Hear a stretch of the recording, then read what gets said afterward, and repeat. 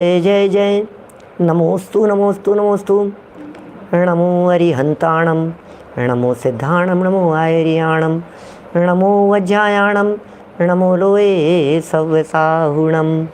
ओकारं बिन्दुसंयुक्तं नित्यं ध्यायन्ति योगिनः कामदं मोक्षदं चैव ओंकाराय नमो नमः। अविरल शब्द घनोग प्रक्षालित सकल भूतल मलकलंका मुनिभिरुपासित तीर्था सरस्वती हरतु नो दुरितान्। अज्ञानतिमिरान्धानां ज्ञानाञ्जनशलाकया चक्षुरुन्मिलितं येन तस्मै श्रीगुरुवे नमः। श्री परम गुरुवे नमः। परम्पराचार्य गुरुवे नमः। सकल कलुष विध्वंसकं श्रेयसां परिवर्धकं धर्म संबंधकं भव्य जीव मनः प्रतिबोधकारकं पुण्य प्रकाशकं पाप प्रणाशकमिदं शास्त्रं श्री संयम प्रकाश नामधेयम्। अस्य मूल ग्रंथ कर्तारः श्री सर्वज्ञ देवाः तदुत्तर ग्रंथ कर्तारः श्री गणधर देवाः प्रतिगणधर देवाः तेषां वचनानुसारमासाद्य आचार्य श्री कुंद कुंदामनाय आचार्य सूर्य सागरेण विरचितं श्रोतारः सावधानतया शृण्वन्तु। मंगलम भगवान वीरो मंगलम गौतमो गणी मंगलम कुंद कुंदाद्यो जैन धर्मोस्तु मंगलम। सर्वमंगल मांगल्यम सर्वकल्याणकारिकं प्रधानम सर्वधर्माणां जैनम जयतु शासनम जैनम जयतु शासनम जैनम जयतु शासनम। संयम प्रकाश नाम का ये ग्रंथ है। मार्मिक विषय वस्तु है, वस्तु स्वरूप के अनुकूल है। वस्तु स्वरूप जानना कितना प्रयोजन भूत है, पता है आपको? ये वस्तु स्वरूप जानना क्यों जरूरी है? वस्तु स्वरूप विचार खुशी से सब दुख संकट सहा करें। सारा समाज मेरी भावना की ये लाइन बोलता है। सारा समाज पढ़ता है वस्तु स्वरूप विचार खुशी से सब दुख संकट सहा करे, लेकिन समाज में जैन समाज के साधर्मियों से, जैन समाज के लोगों से कोई व्यक्ति जाकर के पूछे, रोज़ाना मेरी भावना बोलने वालों से, रोज़ाना पाठ करने वाले लोगों से कोई व्यक्ति जाकर के पूछे तो सही कि हमें एक बात बतला दीजिए, आप ये जो बोलते हो वस्तु स्वरूप विचार, इसका मतलब क्या है? ये जो वर्णन हमारा पिछले दिनों से चल रहा है, ये वर्णन है वस्तु स्वरूप विचार। इस वर्णन का नाम है वस्तु स्वरूप।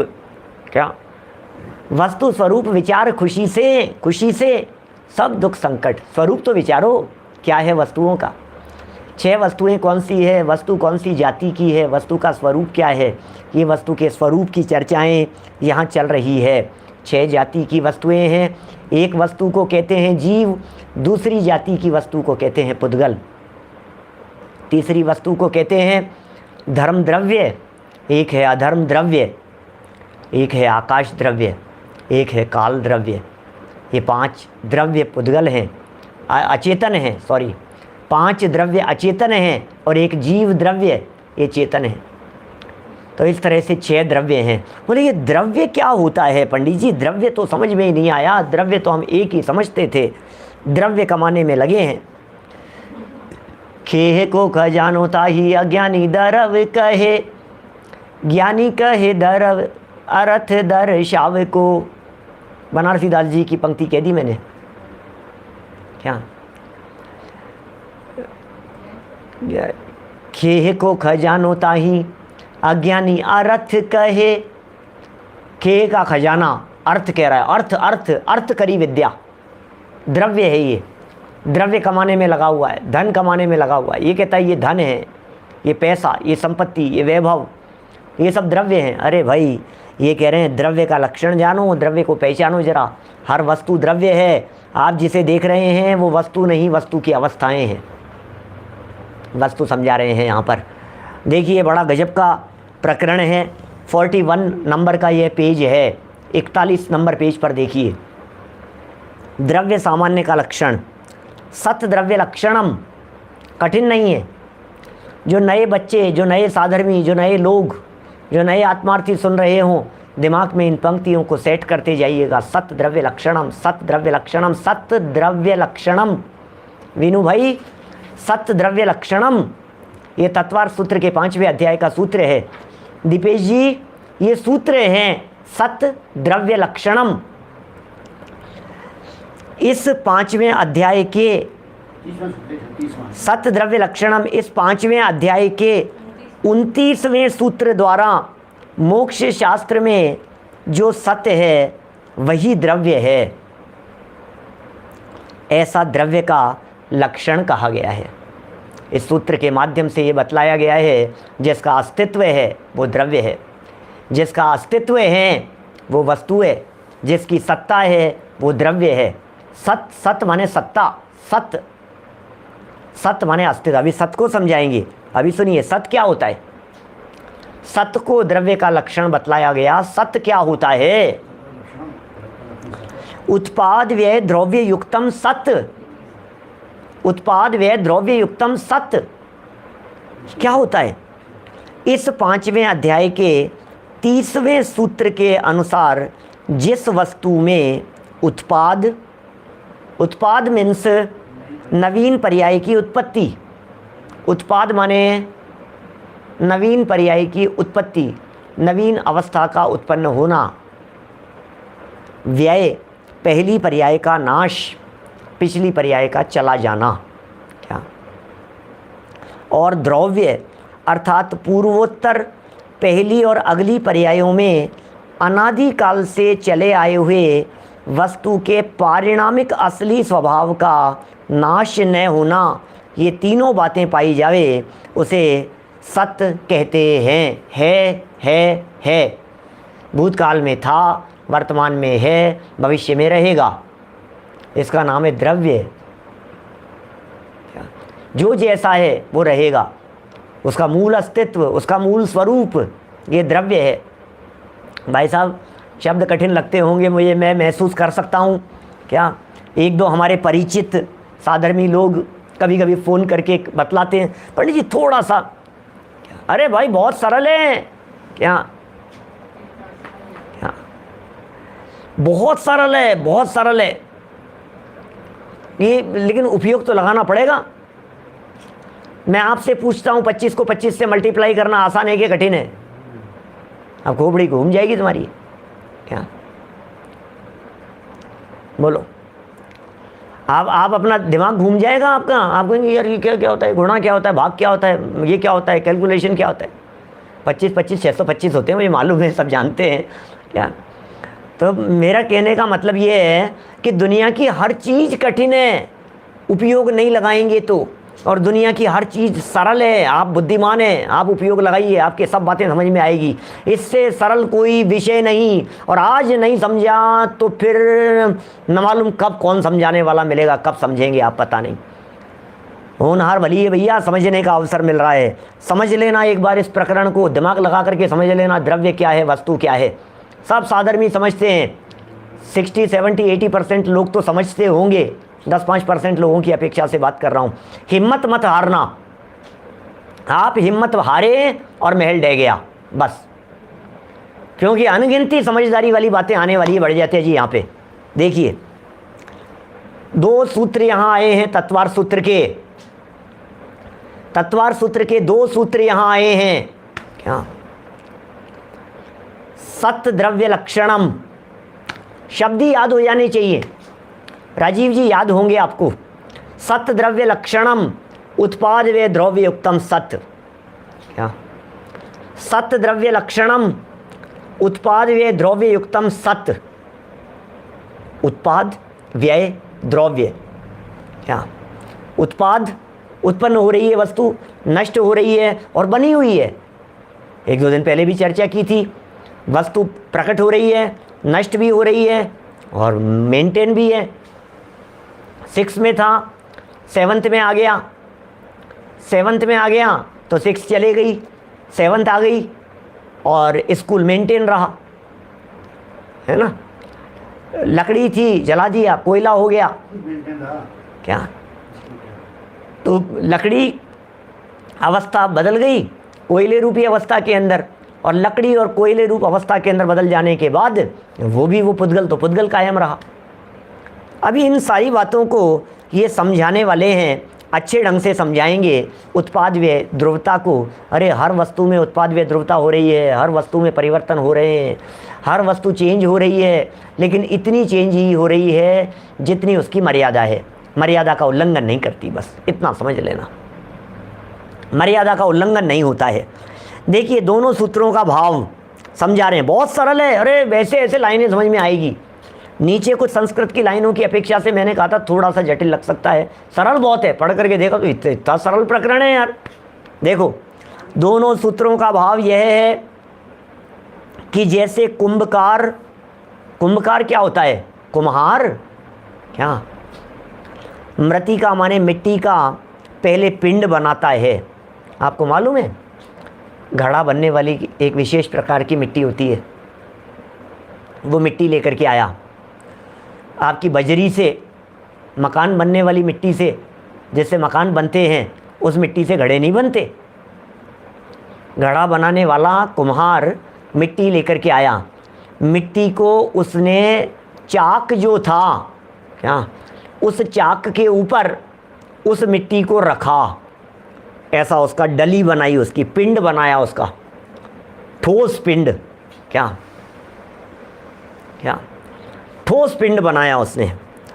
और फिर क्या किया, उस पिंड पर्याय का नाश होकर फिर घट रूप पर्याय की उत्पत्ति होती है। पिंड पर्याय का नाश होता है और घट पर्याय की उत्पत्ति होती है। अतः पर्यायार्थिक नय की अपेक्षा से तो पिंड पर्याय का नाश और घट पर्याय की उत्पत्ति हुई। क्या कहा? पर्यायार्थिक नय की अपेक्षा से माने परिवर्तन की दृष्टि से यदि देखो तो कह रहे हैं यहाँ पर पिंड पर्याय का नाश और घट पर्याय की उत्पत्ति हुई। क्या? परंतु इन दोनों के उपादान कारण रूप जो मृतिका है, ओहो, इन दोनों के उपादान कारण रूप जो मिट्टी है वह पिंड में भी रही और घट में भी, अर्थात वह दोनों पर्यायों में स्थिर रूप है। देखिए भाई साहब कुछ समझ में आ रही है क्या बातें आप लोगों को? क्या समझना सरल सरल है बात। एक अवस्था थी, वो अवस्था चले गई, नई अवस्था आ गई, ये अवस्था चले गई, ये अवस्था आ गई, पिंड अवस्था चले गई, घड़े अवस्था हो गई, पिंड अवस्था मिट गई, घड़े अवस्था आ गई। ठीक है ना? अब इसके नष्ट होने और इसके बन जाने पर भी मिट्टी तो मेंटेन है। क्या जोगी जी साहब, मिट्टी तो कायम है ना। ये जो कायम है मिट्टी, इसका नाम है द्रव्य, ध्रुव। क्या? पिंड उसका हो गया व्यय, घड़ा उसका हो गया उत्पाद। बिल्कुल त्रैकालिक उदाहरण है, समझ लो आप, अभी समझाने वाले हैं ये। क्या किसी भी चीज़ को समझ लीजिए आप। अभी पुद्गल है, असली बात तो ये है।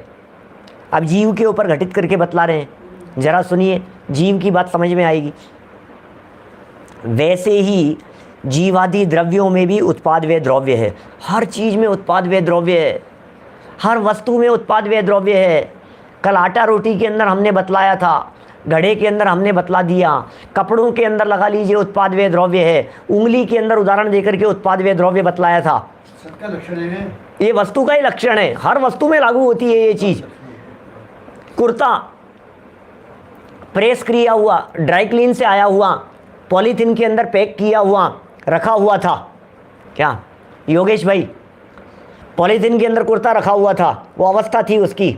अब पन्नी से निकाला, अंदर से बाहर निकला, अवस्थाएं बदल रही है, खुल गया, समेटा हुआ था, खुल गया, समेटी हुई अवस्था का व्यय, खुलने रूप अवस्था का उत्पाद, कुर्ता जो का त्यों मेंटेन। अभी ये जो कुर्ते को समझा रहे हैं, घड़े को समझा रहे हैं, रोटी को समझा रहे हैं, सिर्फ उदाहरण समझना, असली में तो ये सब पुद्गल द्रव्य हैं। क्या असली में तो सब पुद्गल द्रव्य हैं? क्योंकि अभी क्या होगा, ये कुर्ता भी कुर्ता नहीं रहेगा। फाड़ दो, चीर कर दो इसको, टुकड़े टुकड़े कर दो इसको, जला दो इसको, तो फिर आप कहोगे लो कुर्ता तो नष्ट हो गया। पंडित जी आप कह रहे हो कुर्ता कायम रहा। अरे भाई पुद्गल था, पुद्गल रहा, द्रव्य नष्ट नहीं होता है, द्रव्य की चर्चा चल रही है। परमाणु है, परमाणु। क्या आप एक बात सोचना जरा, दीपेश जी सही कह रहे हैं, सभी पर लागू करें इस बात को। एक बात कहता हूँ, आप जब जन्म हुआ था, आप जब बच्चे थे 1.5 फीट के थे, 2 फीट के थे, फिर और बड़े हो गए, 2.5 फीट के हो गए, 3 फीट के हो गए।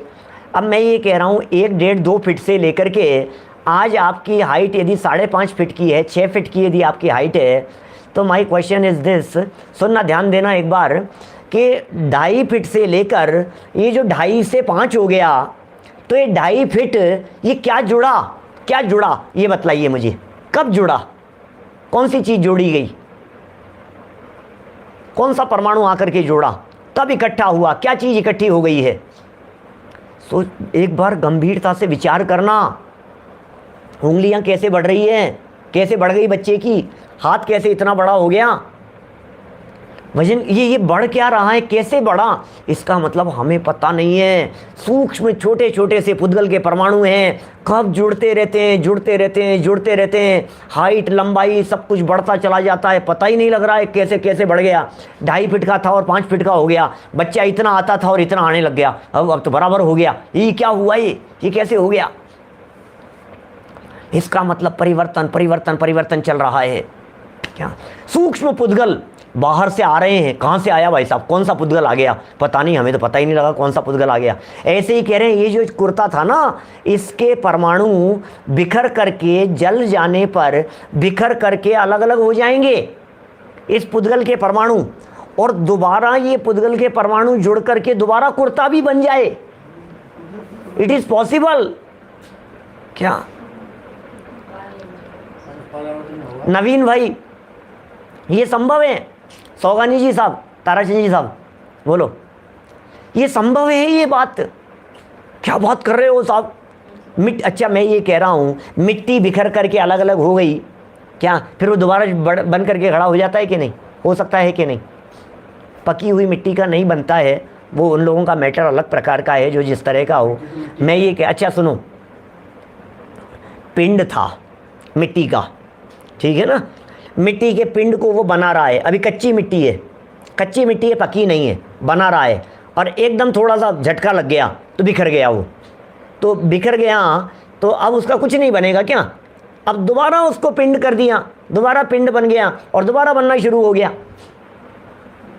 यही तो है, ये सब हो रहा है, हमारी आंखों से दिखाई नहीं देते हैं ये सब परिवर्तन, लेकिन ये सारे परिवर्तन इस नेचर में, इस दुनिया में हो रहे हैं। ये वस्तुएं अपने स्वरूप को नहीं बदलती। क्या गोल्ड को कितने समय तक कोयले के बराबर में रखा जाए कि गोल्ड कोयले में बदल जाए, गोल्ड गोल्ड ही रहेगा, कोयला कोयला ही रहेगा। क्या उदाहरण है, ठीक है ना। पुद्गल पुद्गल ही रहेगा, चेतन चेतन ही रहेगा, अचेतन नहीं हो जाएगा। अचेतन अचेतन ही रहेगा, चेतन नहीं हो जाएगा। जड़ वस्तुएं जड़ ही रहेगी, चेतन नहीं हो सकती है। चेतन वस्तु जड़ नहीं हो सकती, जड़ वस्तु चेतन नहीं हो सकती। क्या बातें सरल है, उपयोग की एकाग्रता चाहिए, मज़ा आएगा। मज़ेदार वस्तुएं, कंसेप्ट क्लियर हो जाने पर जो मज़ा आता है ना, वो मज़ा ही कुछ और होता है। देखिए उदाहरण देकर के समझा रहे हैं। क्या उदाहरण दे रहे हैं, जब जीव, एक जीव जब मनुष्य शरीर रूप पर्याय को छोड़कर, मनुष्य रूप पर्याय को छोड़कर देव पर्याय रूप, देव स्वरूप रूप पर्याय को ग्रहण करता है। कोई जीव था, मनुष्य अवस्था में था और मनुष्य अवस्था उसकी छूट गई। क्या, और ये मनुष्य अवस्था छूटकर अब देव अवस्था हो गई। तब मनुष्य पर्याय का नाश होकर देव पर्याय की उत्पत्ति होने पर भी जो जीव मनुष्य में था वही देव में भी है। इससे सरलता से और क्या समझाएंगे। जो मनुष्य किस में था, जो मनुष्य पर्याय में था जीव, वही जीव तो देव पर्याय में चला गया, वही जीव तो नरक पर्याय में चला गया, वही जीव तो त्रियंच पर्याय में चला गया, वही जीव तो ऊपर जाते जाते सिद्धालय में पहुंच गया। जीव तो वही है। तो एक अवस्था बदल गई, नरक अवस्था गई और देव अवस्था आ गई। अभी गोल्ड का एग्जाम्पल नेक्स्ट पेज पर देने वाले हैं, ये आभूषण वाला, इसलिए है ना 2-4 दिन पहले बतलाया भी था। अभी देखो वही सब बातें आने वाली है, धीरे धीरे समझा रहे हैं भाई। यहाँ पर्यायार्थिक नहीं की अपेक्षा जीव का मरण और जन्म माना गया है। क्या? जीव का मरण माना गया है, जीव का जन्म माना गया है, परंतु द्रव्यार्थिक से दोनों पर्यायों में ही जीव का नाश न होने से भी द्रव्य रह गया है। क्या? द्रव्यार्थिक से दोनों पर्याय में ही जीव का नाश न होने से भी द्रव्य रह गया। क्या? इसी प्रकार अन्य सब द्रव्यों में भी द्रव्य की अपेक्षा द्रव्य और पर्याय की अपेक्षा उत्पाद व्यय समझना चाहिए। सुनो सुनो सुनो, जीव में प्रति समय परिवर्तन हो रहा है। आप सो रहे हो तो परिवर्तन हो रहा है या नहीं? बोलो।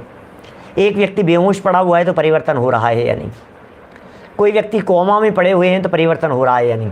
चलो इन सब में तो परिवर्तन आप कह देंगे, मोटे मोटे परिवर्तनों को देख करके आपने ये बतला दिया कि हाँ साहब इनमें परिवर्तन हो रहा है, हमें दिखाई दे रहा है।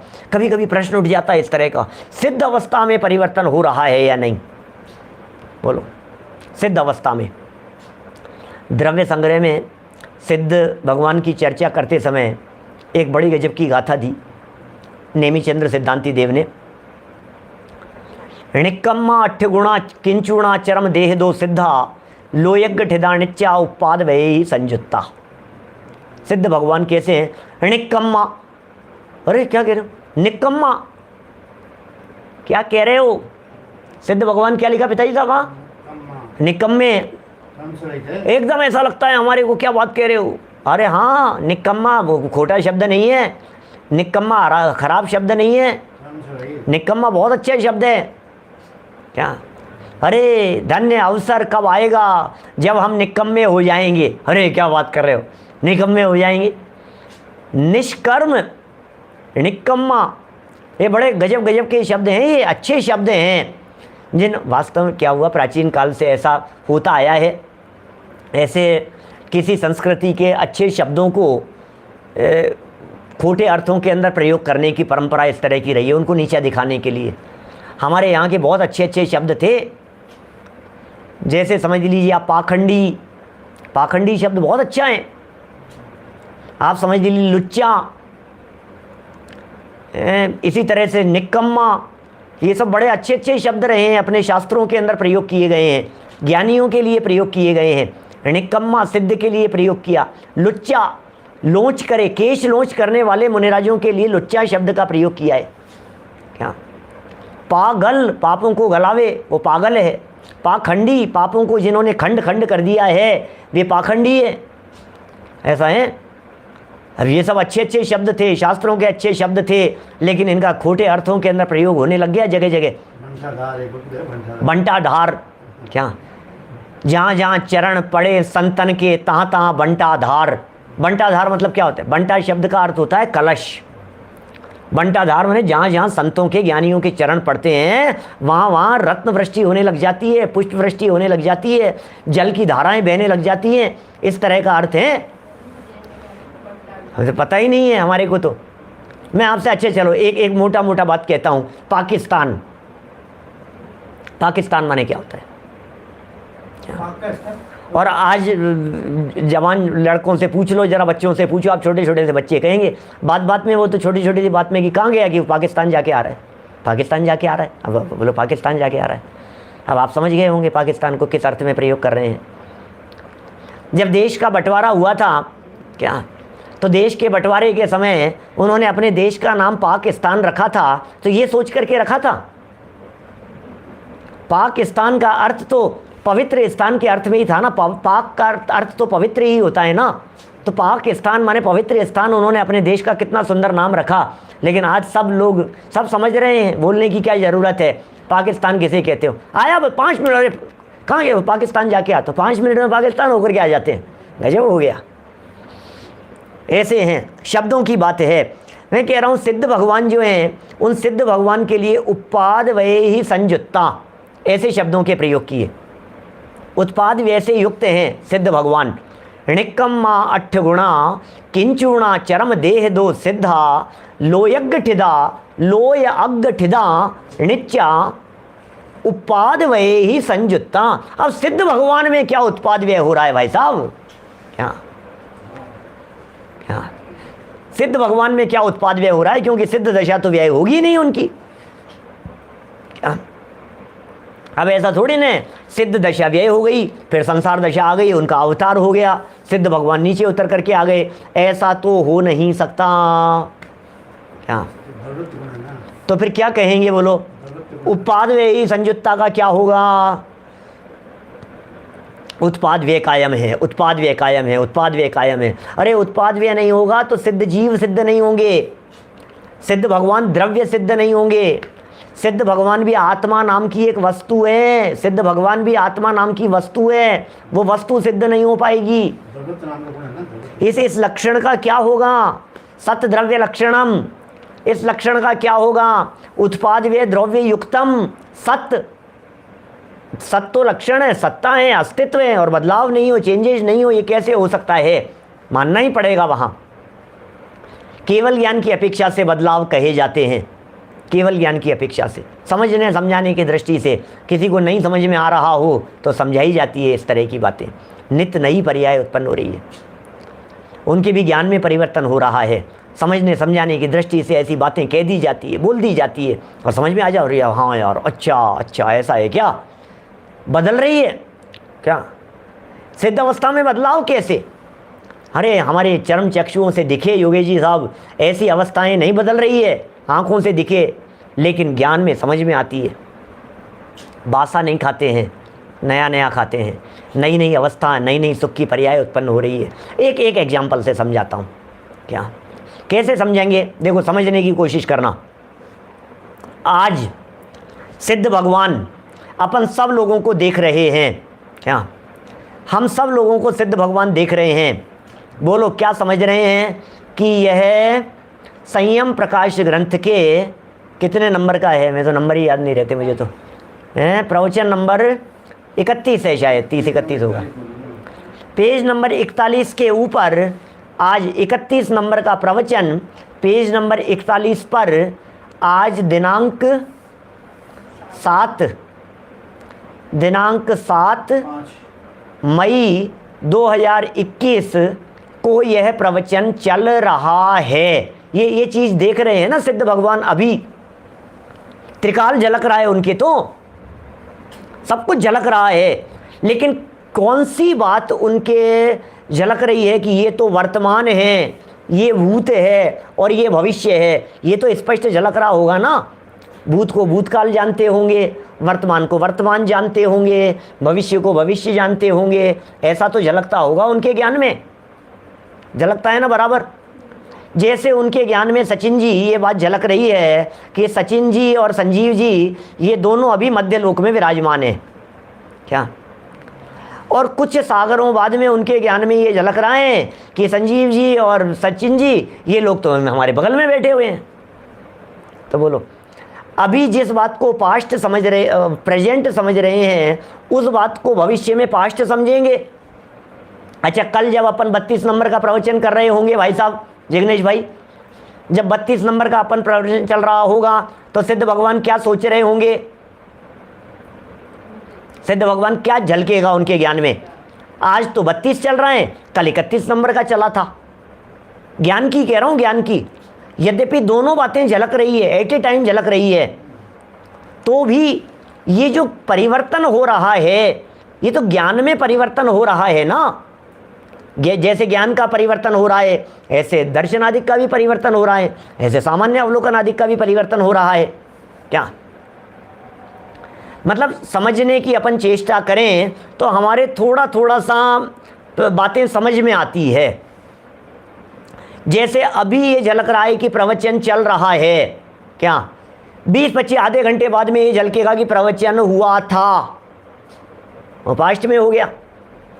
आज कौन सा डे है? तो क्या आज फ्राइडे है कि कल सैटरडे होगा? तो आज आपको भी तो पता है ना, आपको भी तो मालूम है कि आज शुक्रवार है, कल गुरुवार था, कल शनिवार होगा, यही तो बोल रहे हैं आप। अच्छा कल पूछेंगे फिर क्या बोलोगे आप, बात बदल जाएगी। फिर आप कहेंगे आज शनिवार है, कल शुक्रवार था, कल संडे होगा, ऐसा बोलोगे। इसका मतलब हुआ कुछ नहीं है, तीनों बातें जानने में आ रही है। भूत भी जानने में आ रहा है, वर्तमान भी जानने में आ रहा है, भविष्य भी जानने में आ रहा है। त्रिकाल एक साथ दिख रहा है, बट त्रिकाल एक साथ दिखने पर भी हर समय वर्तमान पर्याय भूत में मिलती चली जा रही है। क्या हर वर्तमान पर्याय भूत में मिलती जा रही है, हर समय आगे वाली पर्याय, भविष्य की पर्यायें हर समय नज़दीक नज़दीक नज़दीक आती चली जा रही हैं। क्या हर समय ऐसा हो रहा है? बोलो, देखो जरा क्या लिखा है ग्रंथ में, जो बातें लिखी है इन्हें समझने की चेष्टा करना। अभी मुझे मालूम है बहुत सारे लोगों तक ग्रंथ नहीं पहुंच पा रहे हैं, पूरा देश बंद पड़ा है, सुविधाएं बंद पड़ी है, व्यवस्थाएं बंद पड़ी है, क्या करें? पहुंचेंगे धीरे धीरे।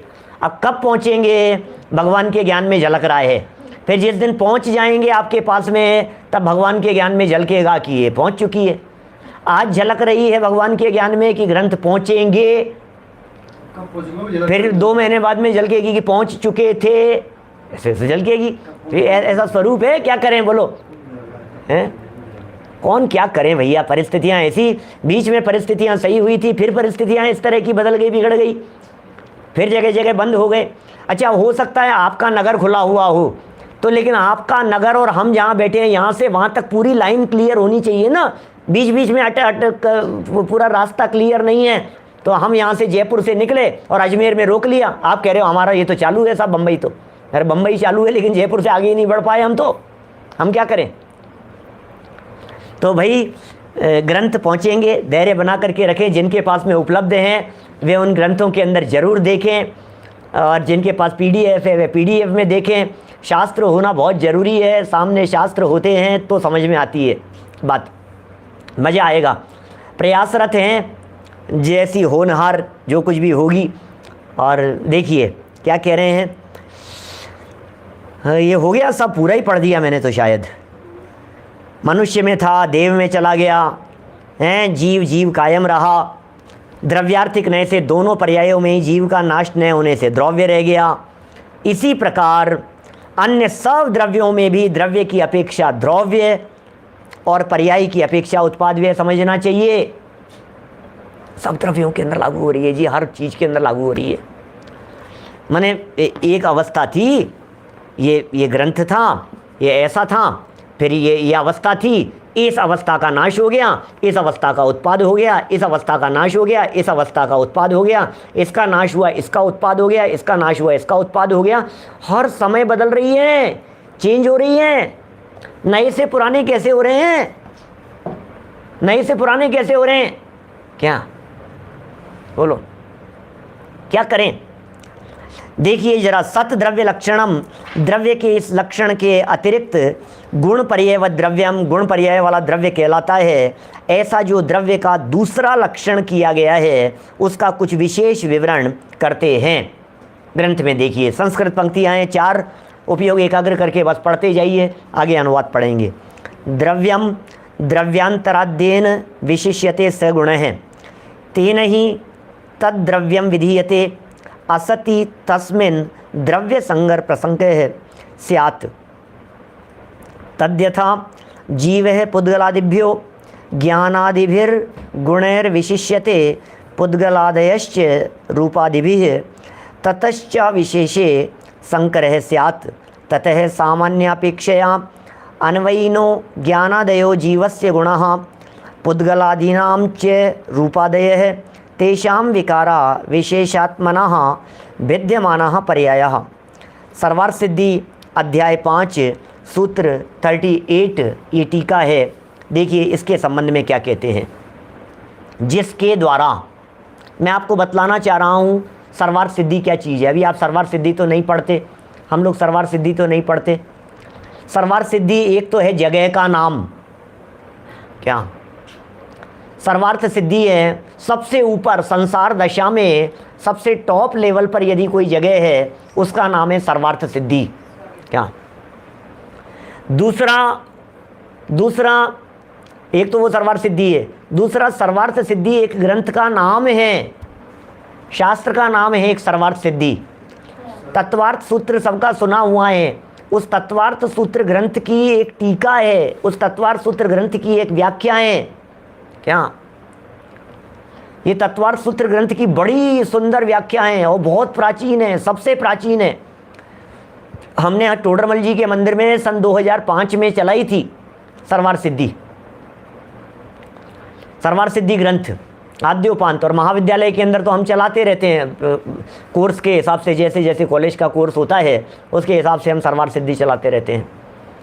पूज्यपाद आचार्य की लिखी हुई है। आपको मालूम है कौन है ये पूज्यपाद आचार्य? ये वे आचार्य हैं जो कुंद कुंदाचार्य के अतिरिक्त जिनका नाम क्या विदेश क्षेत्र जाने वाले आचार्यों में आता है, वो हैं पूज्यपाद आचार्य।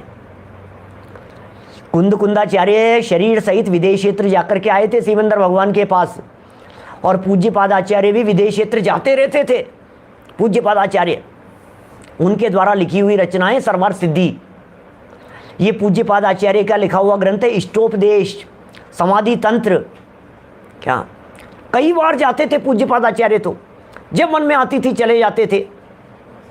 पूज्यपाद आचार्य जाते रहते थे, कभी चले गए, रह गए, फिर वापस आ गए, फिर गए, फिर वापस आ गए, ऐसे देव पूजा करते थे उनकी। पूज्य थे पाद जिनके, पाद माने होता है चरण। क्या आकाश मार्ग से जाते थे, उड़ करके जाते थे, जिनके चरणों में कुछ ऐसे रिद्धि लेप इस तरह की कुछ व्यवस्था थी, पैरों में लगता था और उड़ करके चले जाते थे।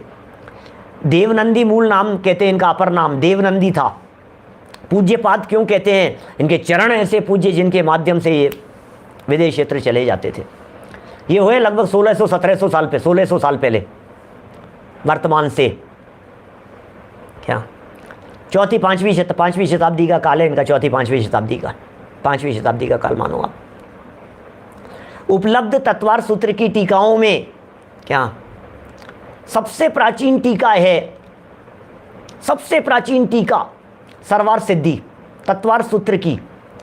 सर्वार्थ सिद्धि वो तत्वार्थ सूत्र की टीका है जिसके बेस पर तत्वार्थ सूत्र मान्य हैं पूरी दिगंबर परंपरा में।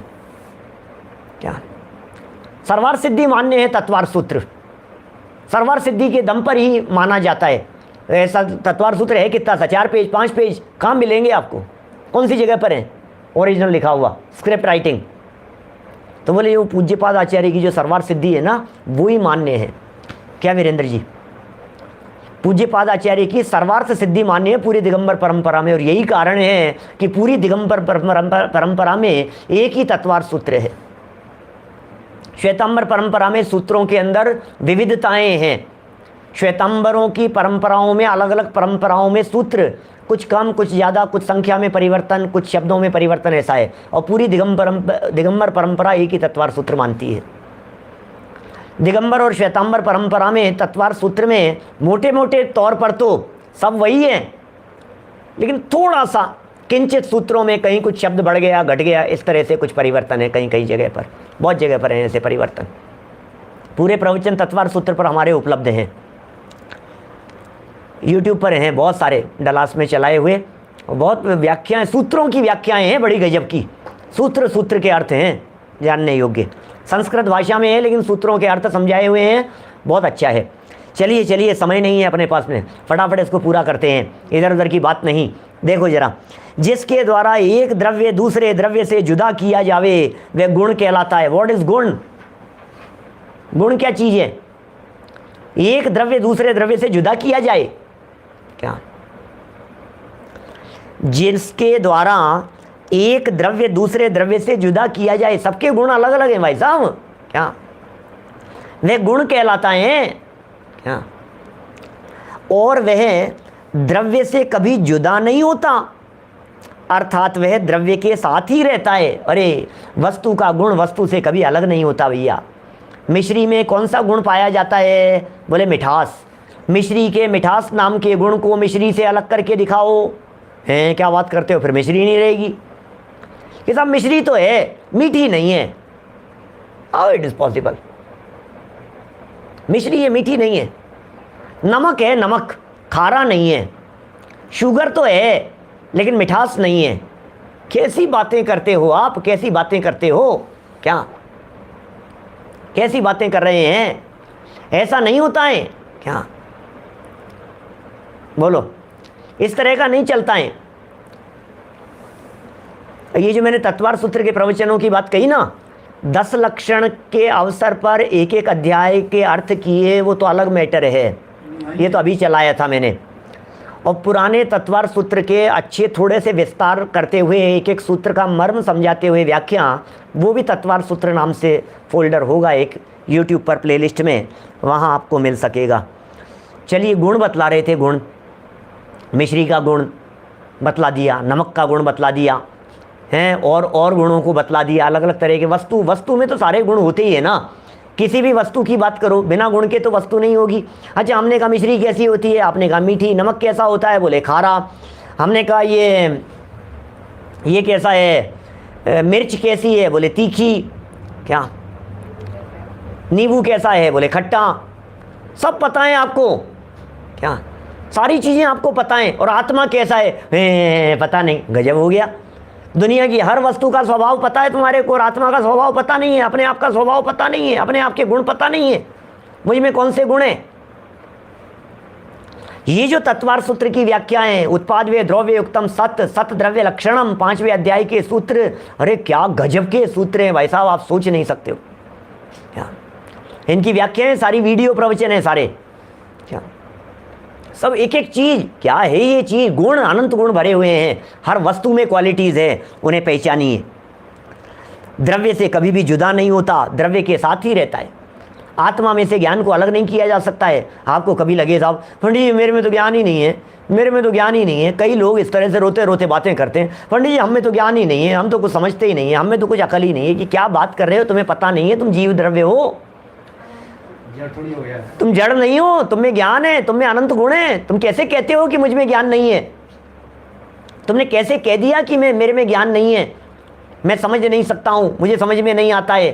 तुम ज्ञान के घन पिंड हो, तुम ज्ञाता दृष्टा हो, ज्ञान तुम्हारा लक्षण है, ज्ञान तुम्हारा गुण है, ज्ञान को तुम्हारे में से निकाला नहीं जा सकता है। इसलिए भूल जाना ये बात को कि मुझे समझ में नहीं आता है, भूल जाना इस बात को कि मुझे समझ में नहीं आ रहा है। हर व्यक्ति समझ सकता है, बशर्ते कि वो तैयार हो समझने के लिए। क्या, यदि आप तैयार हैं समझने के लिए तो आपके समझ में आएगी। सबसे पहले तो दिमाग में ये फीड करना पड़ता है कि मैं समझ सकता हूँ। क्या, माइंड पावर समझाना पड़ेगा भी। दिमाग को इंस्ट्रक्शन जाता है, आई कैन अंडरस्टैंड। क्या, जैसे ही दिमाग को ये इंस्ट्रक्शन जाता है, दिमाग समझने के लिए तैयार हो जाता है। आपने अपने दिमाग को इंस्ट्रक्शन दिया, यार समझ में नहीं आ रहा, बस समझ लो, उसी क्षण से ये चालू हो जाती है स्टेप, दिमाग का काम चालू हो जाता है। समझ में नहीं आ रहा, समझ में नहीं आ रहा, समझ में नहीं आ रहा, समझ में आना बंद हो जाएगा। क्या, मुझे समझ में आ रहा है, इस विचार से समझ में आने लगता है और मुझे समझ में नहीं आ रहा है, इस विचार से समझ में नहीं आता है, बात निकल जाती है।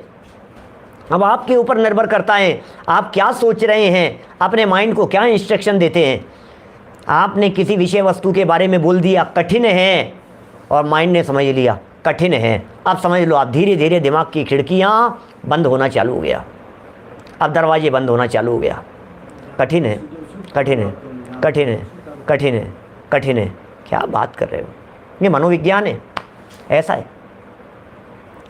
100% इसी तरह का होता है, सब जगह पर लागू होगी ये बात। क्या, अपने माइंड की, अपने ज्ञान की पावर्स को समझिए और इंस्ट्रक्शन दीजिए। देवीलाल जी साहब, केवल ज्ञान प्रकट करने की शक्ति है इस आत्मा में, भगवान बनने की ताकत है, ये कह रहे साधारण बातें कह रहे हैं। क्या, इस गुण के कारण ही वह द्रव्य कहलाता है। क्या, गुण के कारण ही द्रव्य कहलाता है। यदि द्रव्य में गुण न हो तो फिर एक द्रव्य दूसरे द्रव्य में मिल जाए। क्या, हर वस्तु अपने अपने में रहती है। क्या, नमक का गुण नमक में रहता है, मिर्ची का गुण मिर्ची में रहता है, धनिए का धनिए में रहता है, पुदीने का पुदीने में रहता है, हल्दी का हल्दी में रहता है, सबके गुण अपने अपने में रहते हैं। यदि गुण न हो तो द्रव्य दूसरे में मिल जाएं। उदाहरणार्थ, उदाहरण है, थोड़ा फास्ट पढ़ेंगे, 5 मिनट में पेज पूरा होगा। उदाहरण ही उदाहरण है, सरलता से समझाइए बातें। पीलापन, भारीपना, कोमलपना, ये स्वर्ण के, और श्वेतपना माने सफ़ेदी, हल्कापना और कठोरपना ये चांदी के गुण हैं।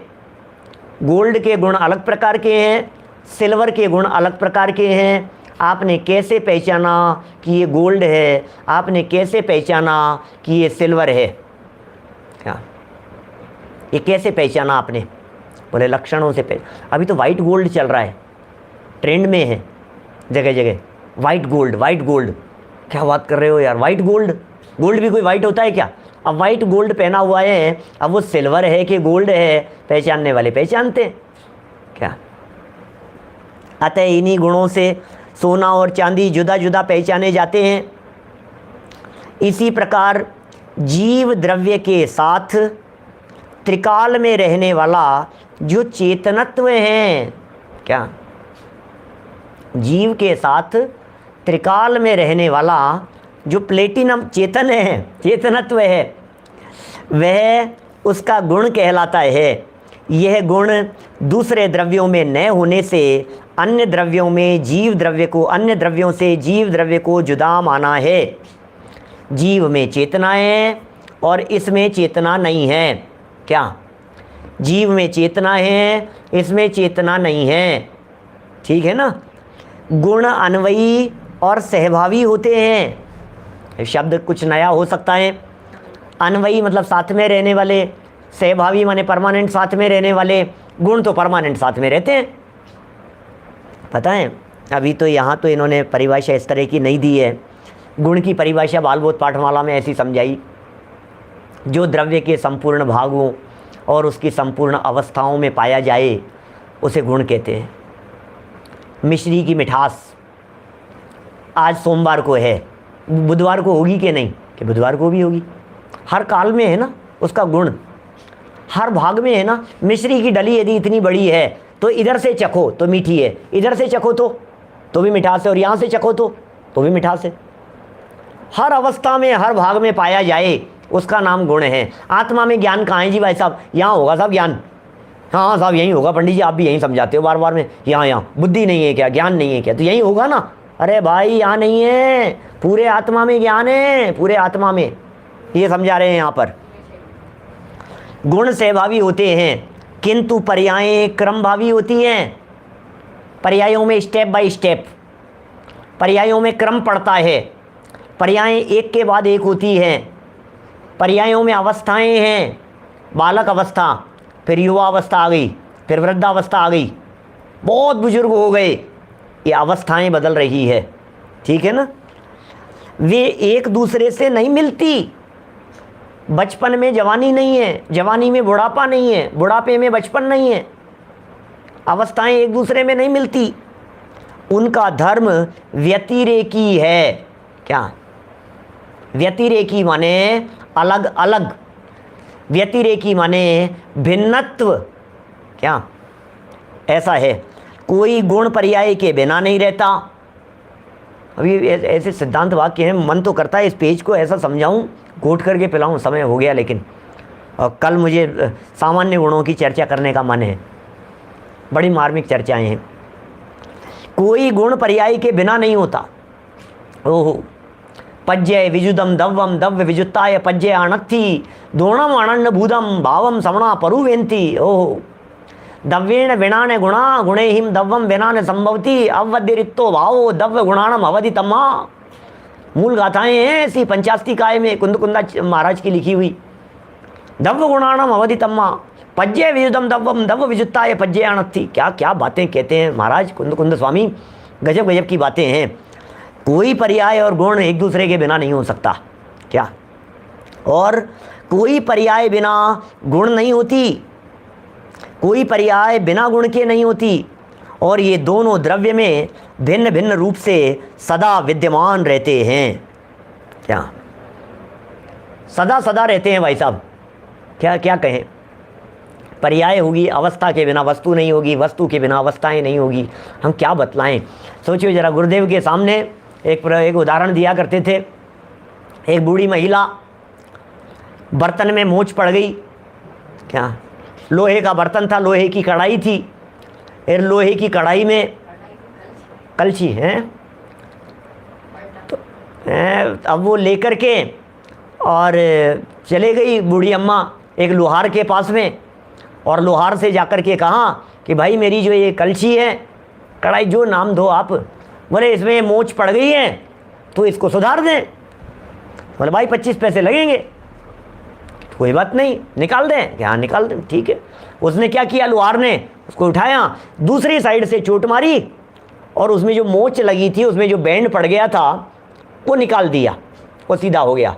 देखा भाई 25 पैसे, 1 रुपया, 10 रुपये, 50 रुपये, जो भी पैसे, ठीक है पैसे तो मैं दे रही हूँ, ला मेरा सामान तो दे दे।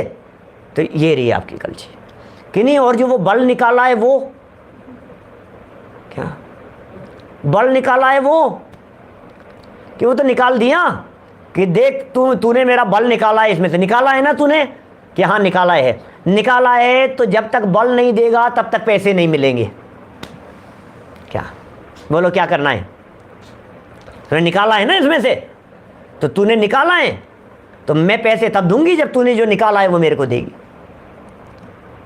होशियार था वो भी, ये बड़ी होशियार बन रही है। उसने एक चोट दोबारा मारी और कहा ले जा, तेरा बल तेरे बर्तन में डाल दिया, तो ले जा इसको वापस। क्या वो द्रव्य की अवस्था है भाई साहब। कहने का मतलब ये है, वस्तु की अवस्था को वस्तु से निकाला नहीं जा सकता है, वस्तु की अवस्था को वस्तु से बाहर नहीं किया जा सकता है। उस अवस्था को कहते हैं पर्याय। क्या वो अवस्था उसमें से निकलती नहीं है। आप सोचो कि मेरा मिथ्यात्व निकल करके इधर इधर ऐसे दिखा दूं सामने, अरे वो मिथ्यात्व अवस्था है। सम्यक दर्शन हो गया तो मिथ्यात्व निकल गया, कि कहाँ निकला बताओ तो सही। ऐसे कोई निकल करके दूसरी जगह थोड़ी ना धरा जाता है।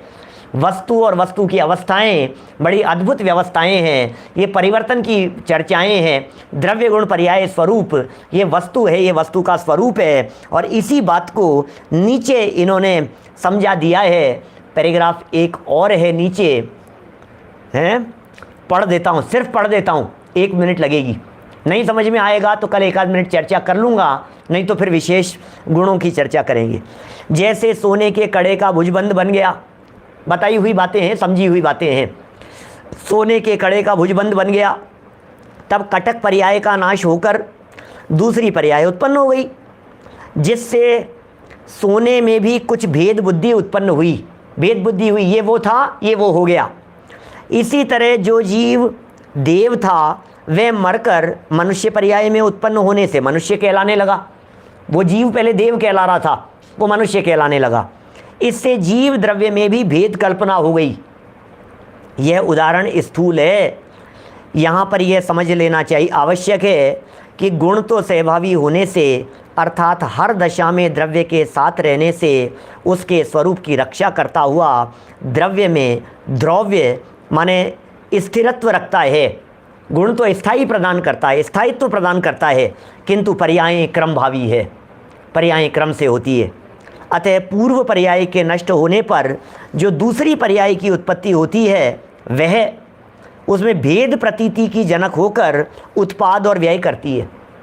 देखिए भाई साहब, जीव तो देव में भी है और मनुष्य में भी है, लेकिन जो मनुष्य हैं वो देव नहीं है, जो देव है वो मनुष्य नहीं है। इनमें तो भिन्न भिन्न पना है ना। अतएव पर्याय को क्रमभावी, क्रम क्रम से होने वाली कहा जाता है। आचार्यों ने सत द्रव्य लक्षणम याद करवाया था अभी सूत्र, गुण पर्याय व द्रव्यम,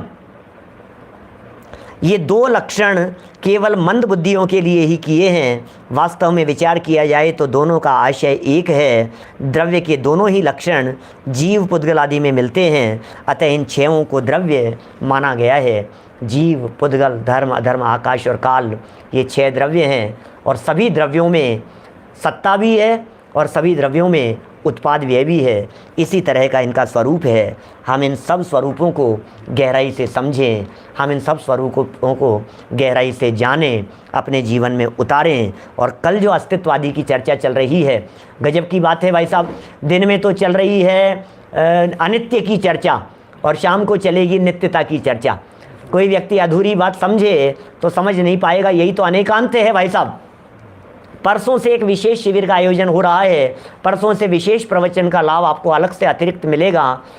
माने सुबह 9:20 पर तो चलता ही है, उसके बाद में 2:30 बजे पर क्षत्र चूड़ामणि चलता है, 3:30 बजे से 4:15 बजे तक किसी विशिष्ट वैराग्य में प्रकरण को लेकर के एक विशेष प्रवचन देवलाली ट्रस्ट की तरफ से, काहन नगर देवलाली ट्रस्ट की तरफ से विशेष शिविर का आयोजन है 9 तारीख से 13 तारीख तक। तो 5 दिन के लिए विशेष रूप से दोपहर में 3:30 से 4:15, रात्रि का प्रवचन 8 बजे यथावत सामान्य गुणों की विशेष चर्चा, मार्मिक चर्चा कल से हम यहाँ प्रारंभ करने वाले हैं। आप लाभ लेवें अवश्य, यथा संभव यथा समय। और अभी जनवाणी स्तुति। जावाणी के ज्ञान ते सूझे लोकालोक, सोवाणी मस्तक नमो सदा देत हूँ ढोक, सदा देत हूँ ढोक। नवाणों का मंत्र। नमो वरियंत, नमो सिद्धाणम, नमो आयर्यण, नमो वज्रायणम, नमो लोये सव्य साधनम।